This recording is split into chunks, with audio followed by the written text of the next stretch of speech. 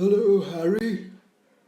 Today we will discuss the organ or the part that is not externally present on the face of he who must not be named. Hey, welcome, guys. Yep, so today we're going to be speaking about the nose. What Lord Voldemort does not possess is just the external nose, but we shall see that he does possess an internal nose, and that's where things get complicated. Alright, so this is the subtopics which we'll discuss: introduction and functions, a quick review, divisions, external nose and internal nose, also known as the nasal cavity proper. Then we'll speak about the morphology of the external nose as well as the morphology or the anatomy of the nasal cavity proper in terms of roof, floor, lateral wall, and medial wall. The medial wall or the nasal septum is something we shall consider in a little more depth, and so will be considered the lateral wall of nose, which can be asked as a short answer or a long answer question. Finally, we'll take a quick look at the vascularization and innervation, which would best be done by practicing diagrams from your textbooks because they are like the simplified version of that, and a quick note on the clinical anatomy. Okay, so the nose is an organ that is responsible for olfaction, that is the sense of smell, which is carried by the rootlets of the olfactory nerve which are present in the roof of the nasal cavity. Then it is obviously the first primary organ that is exposed to the air that we breathe, so it plays a important function in respiration. The function could be more of a protective nature by protecting what is coming inside through the nasal cavity, that is the lymphatic tissue in the nasal mucosa, that could be doing an immune function, or even a simple reflex activity like sneezing that can throw out things that the body would not require. Air conditioning, humidification, these are some important terms because the air that we breathe needs to be made into a temperature that is more suitable to the temperature of our body. So that is achieved by the presence of submucous venous plexuses in the nasal mucosa, because the blood flow in them, the running blood flow, helps in some temperature balance. And of course the paranasal sinuses, which we shall study in the next lecture.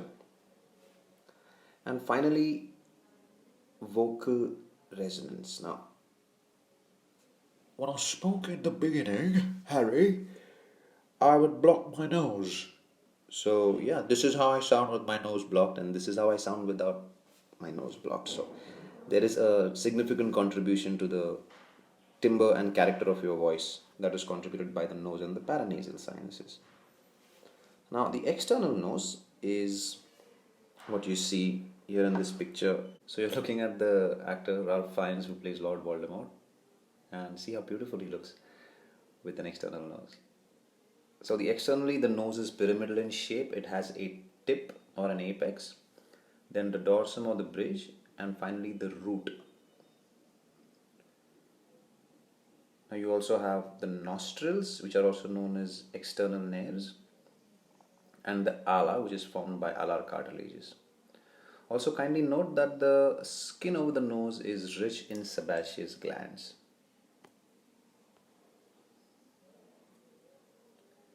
Now the skeletal framework of the nose is contributed by bones as well as cartilages. Let's talk about the bony contribution. You can see the contribution of the nasal bones, left and right, and the frontal process of the maxilla.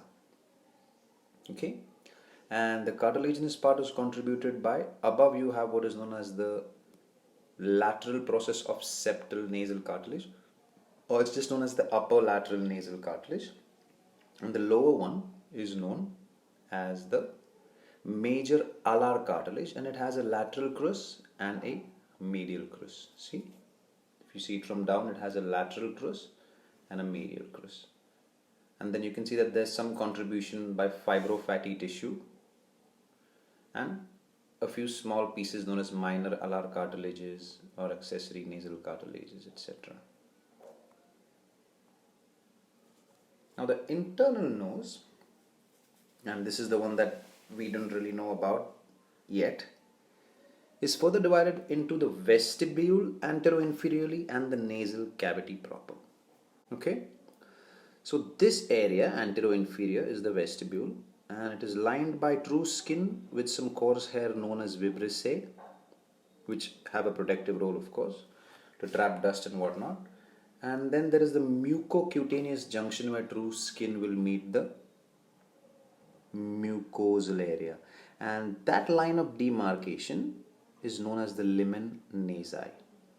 Okay, also what connects in the midline where the lower free end of septal cartilage is kind of replaced by just skin is known as the membranous part of the septum. And in the midline, now I'm not showing you the midline in this because this is the lateral aspect, but in the midline you have what is known as the columella. Okay, and then the nasal cavity proper has a roof, a floor, a lateral wall that you can see in this image, and a medial wall which is contributed by the nasal septum.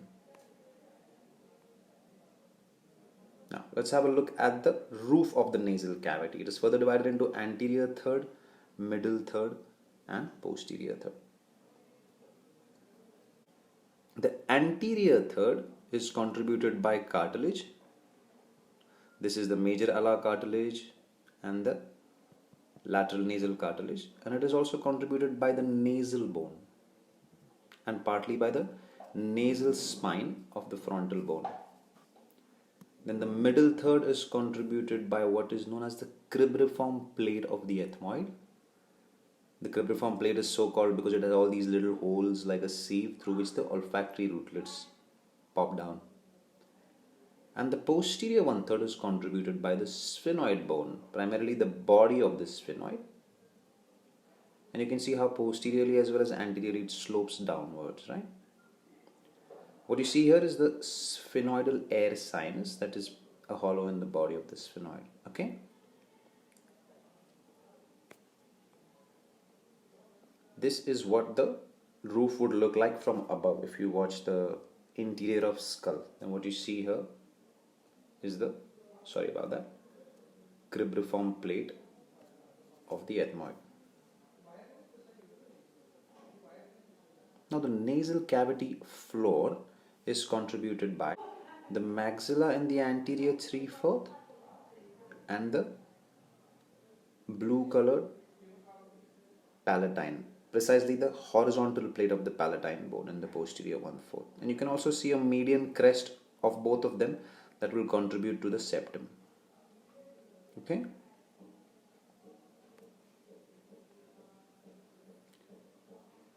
Now this is what the nasal cavity floor would look like if you see the skull from below. That is the norma basalis.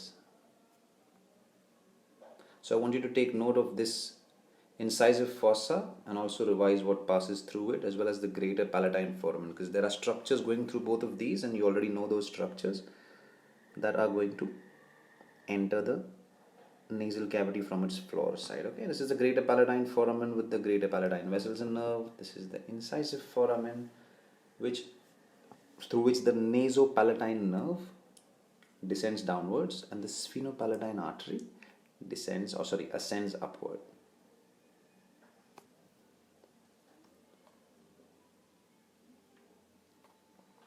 Alright, now the nasal septum is contributed partly by the septal cartilage,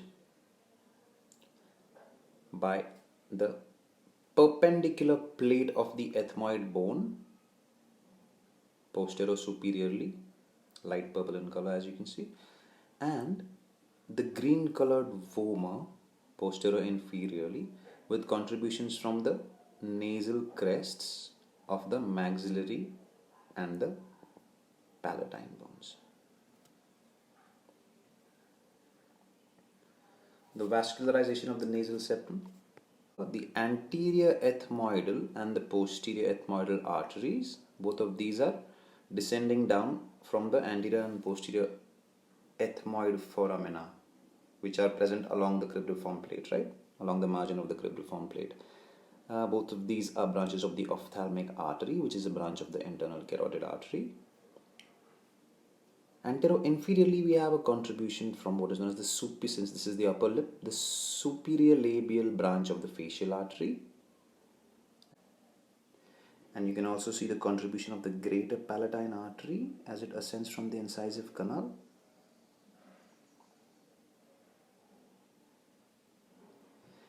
And posterior superiorly, you have contribution of the sphenopalatine artery, which traverses through the sphenopalatine foramen and gives what are known as septal branches medially. Okay, so it also contributes to the lateral wall, but the branches that go to the septum are known as the septal branches of the sphenopalatine artery.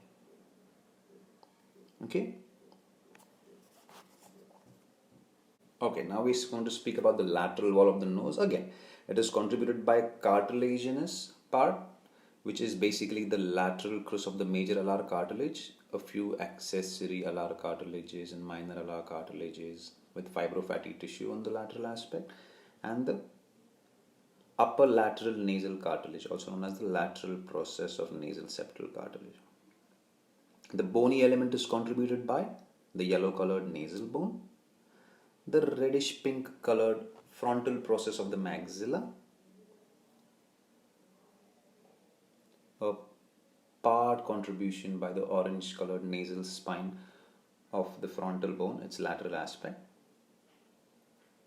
the light purple colored ethmoid bone, and to be more precise, the lateral wall is contributed by the medial aspect of the labyrinth of the ethmoidal bone, which shows superior and middle concha. This is the superior concha, this is the middle concha. More about that later, okay? The Ansonite process, which is also a part of the ethmoidal labyrinth. The greenish blue colored lacrimal bone, the inferior nasal concha, which is a separate bone, the blue colored perpendicular plate of the palatine bone, and the orangish brown medial pterygoid plate of the sphenoid. Okay, so once again, the lateral wall of the nose is contributed by cartilages, alar cartilage lateral crus, upper lateral nasal cartilage, and some minor cartilages along with fibrofatty tissue, nasal bone, frontal process of maxilla, lacrimal,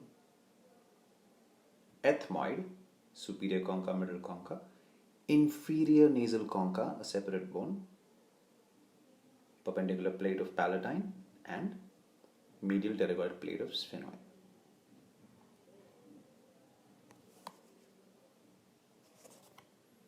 Now let's have a look at the lateral wall of the nose when it is covered with mucosa. This is what it looks like. So you've already heard about the true skin part, the vestibule. You know the lumen nasi. Now as you come upwards, you reach an area which could broadly be called the middle third, which is known as the atrium of the nose. And the upper demarcation of the atrium is a little ridge-like protrusion that could be said to be the continuation of this little middle meatus area, which is known as the agar nasi. Okay, so this is the agar nasi. This entire region is essentially the atrium. Okay, and then what you see protruding medially from the lateral wall are the superior nasal concha and the middle nasal concha, both which are projections coming from the ethmoidal labyrinth, and the inferior nasal concha, which is a separate bone. And if you go deep inside them, then you will reach the superior meatus, the middle meatus, and the inferior meatus. And there are a couple of things that are opening over there, which we shall see in the next slide. Also, I want you to have a look at the sphenoidal air sinus opening through the what is known as the opening of the sphenoid sinus into the sphenoethmoidal recess, and sometimes there is another concha here which is known as a supreme concha, okay, in this area. This is the posterior aspect of the nasal cavity, and if you come out from here, you essentially reach the nasopharynx, where you can see the opening of the eustachian tube with this thing known as the torus tubarius. Okay, now let's have a look at the concha cut. So once the concha are cut, in this case if the middle concha is cut, you can see a little bulge which is known as the ethmoidal bulla. Okay, you can see a little opening over there. Just below the bulge is a semilunar groove which is known as the hiatus semilunaris. You can see a couple of openings there too. And as you trace it anteriorly, it leads to what is known as the infundibulum. And the infundibulum eventually leads to what is known as the frontonasal canal, which opens in the frontal sinus. Okay? Let's see what this looks like when mucosa is covered over it. Okay, so this is the superior concha. Above that, you can see how the sphenoidal air sinus is opening. Okay, then this is the superior meatus, where the posterior ethmoidal cells, posterior ethmoidal air cells open. The middle concha is cut, so you can see the middle meatus. See this bulge? That's the bulla. Here you can see the openings of the middle ethmoidal air cells. And just below the bulla, you can see this little groove, that is the hiatus semilunaris.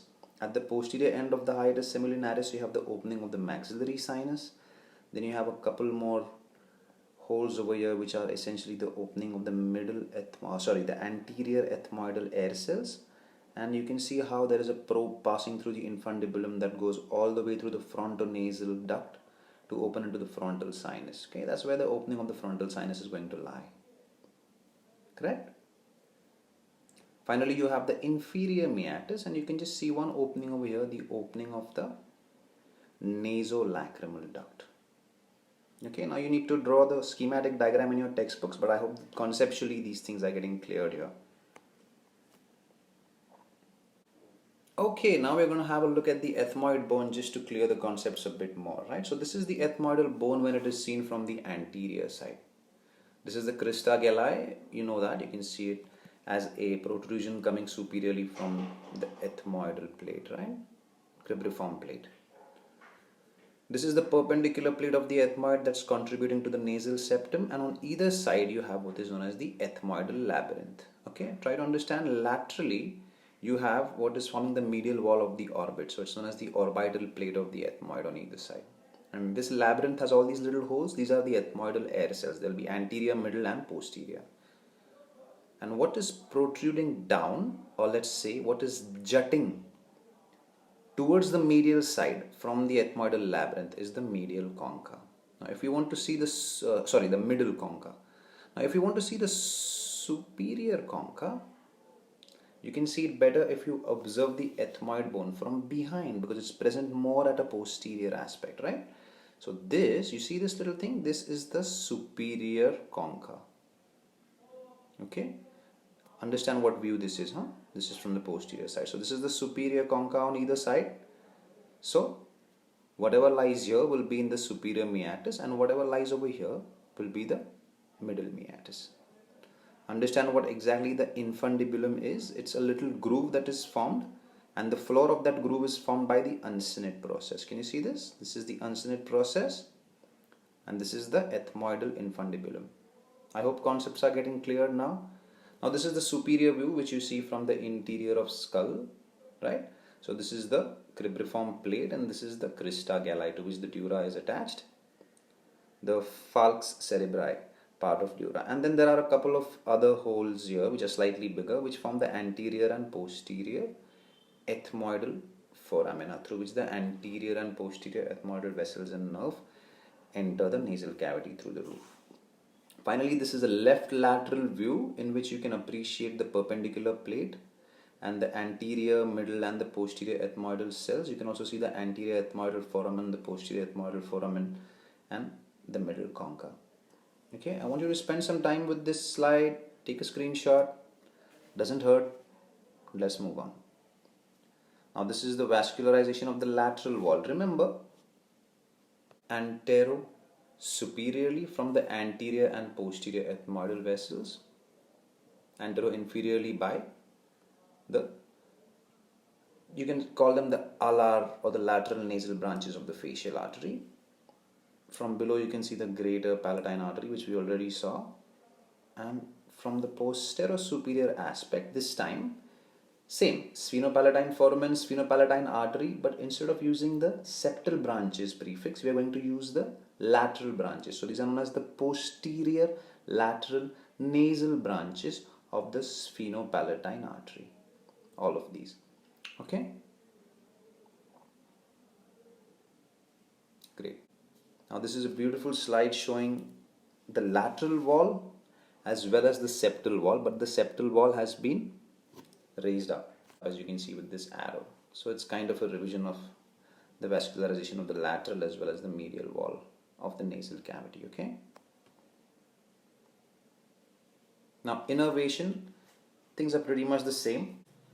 Now instead of sphenopalatine artery posterior superiorly, we replace it by the nasopalatine nerve that supplies the septum. It is a branch coming from the pterygopalatine ganglion, a topic to be discussed some other day. So you on the septum posterior superior aspect, you have the nasopalatine nerve. You can see it descending from the incisive canal. And on the lateral aspect, you have the posterior superior and the posterior inferior lateral nasal branches. Okay? The posterior superior and the posterior inferior lateral nasal branches that are coming from the pterygopalatine ganglion, or they could come from the greater palatine nerve or the maxillary nerve. Everything else is pretty much the same. Anterior and posterior ethmoidal nerves. These are the internal nasal branches of the infraorbital nerve. You might want to note that down. The internal nasal branches of the infraorbital nerve. And finally, you have the rootlets of the olfactory nerve that are responsible for sense of smell. The veins follow the arteries, but remember that there's a rich submucosal plexus that also helps in temperature maintenance and air conditioning or humidification of the inhaled air. And eventually these veins empty into the facial vein, the pterygoid venous plexus and the pharyngeal venous plexus. Also, the lymphatic drainage, anterior half is drained by the submandibular lymph nodes and posterior half by the retropharyngeal lymph nodes. Clinical anatomy. A hypertrophy of the blocked sebaceous glands could lead to what is known as rhinophyma. Then deviated nasal septum, because the nasal septum is almost always never present in the midline. It is slightly skewed on either side, and that could lead to symptoms. And when that happens, you have to do a surgery known as the submucous resection. Epistaxis or bleeding from the nose mostly occurs from the Little's area. You can see it in the diagram on the right side below in the orange circle, which is basically also known as Kieselbach's plexus, and it is contributed by the anterior and the posterior ethmoidal arteries, the branch of sphenopalatine artery, and the branch of superior labial artery. Rhinitis is inflammation of the nose. It could be allergic, it could be infective, and anterior and posterior rhinoscopy is viewing the nasal cavity either through the anterior route, as you can see over here. You can see the middle and the inferior nasal concha, and in case of certain allergies or certain infections, the mucosa can be swollen, leading to obstructive situations, in which case you can see them highly enlarged in anterior rhinoscopy. Posterior rhinoscopy is basically done by putting a mirror which reflects the posterior aspect of the nasal cavity, where you can see the choanae, which are the openings of the nasal cavity posteriorly, with its septum in between, which is contributed by the vomer. Okay, thank you so much for listening. I hope your concepts are clear. I'm going to summarize everything with the 3D app, and that should bring some more clarity. Also, if you observe what's happening on the left side and on the right side, I don't think it's the same nose. So, just thought I should end it with a huge query. Did Priyanka Chopra get a nose job? Damn, son. Everybody knows where the tip is. As you trace it upwards, you have the dorsum, and then you have the root. Okay? Now let's see what is contributing to each of these. So at the tip, you first have the inferior nasal cartilage with its medial and lateral close.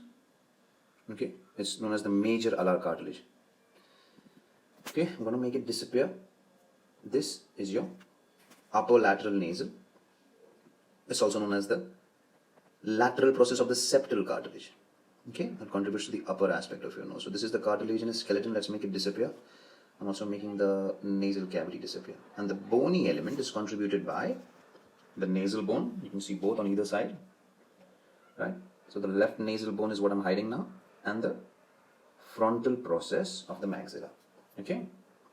Now I'm going to make this disappear, but please note that with that will also disappear the floor of the nasal cavity, at least on the left side, because the maxilla does contribute to the floor, right? So let's hide this. Great. So now you can see the septum. Now you can see the septum. If you want, I could just delete all these things which are unnecessarily making life a bit difficult for us. Okay, so I'm going to just delete all these things. Let's hide them. There's a couple of other things which are the paranasal sinuses which are making life a bit difficult for us right now. That's cool. There we go. Okay, so now let's talk about the septum or the medial wall, okay, of the nasal cavity proper. So it is contributed by cartilages and bones. The cartilage part is the septal cartilage. Okay, you can see the septal cartilage. You can see how it is articulating posterior superiorly with what is known as the perpendicular plate of the ethmoid bone, and articulating posterior inferiorly with what is known as the vomer bone.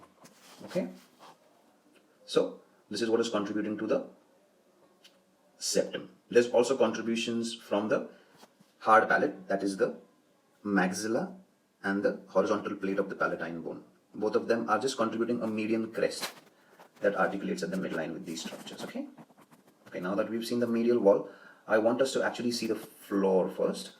Not that it's going to be difficult or anything, but it's just better to visualize it in that sequence. So I'm going to make the parietal bones and the occipital bone disappear because we're approaching from behind. Okay, try to understand this is the sphenoid, in the center is the body, and then you can see the greater wing laterally and the lesser wing superiorly. Okay, I'm just going to make this disappear as well.